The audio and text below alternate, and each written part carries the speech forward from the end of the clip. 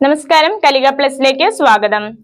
കൊല്ലം കടക്കലിൽ 1.5 kilo കഞ്ചാവുമായി യുവാവിനെ Chadayamangalam excise arrest ചെയ്തു. കടക്കൽ ഇരട്ടക്കുളം സ്വദേശി ശരത് കുമാറാണ് പിടിയിലായത്. കൂട്ടാളി ഓടി രക്ഷപ്പെട്ടു. ഇരട്ടക്കുളം സ്വദേശി ശരത് കുമാറാണ് ചടയമംഗലം എക്സൈസിന്റെ പിടിയിലായത്. കൂട്ടാളി രാഹുൽ ഓടി രക്ഷപ്പെട്ടു. രഹസ്യവിവരത്തിൽ അടിസ്ഥാനത്തിലാണ് ചടയമംഗലം എക്സൈസ് തിരച്ചിൽ നടത്തിയത്. കടക്കൽ കൊച്ചാറ്റുപുറത്ത് നിന്നാണ് ശരത്തിനെ പിടികൂടുന്നത്. ബൈക്കിൽ ചെറുപൊതികളാക്കി വിൽപ്പനയ്ക്ക് കൊണ്ടുപോകുമ്പോഴാണ് പിടിയിലാകുന്നത്.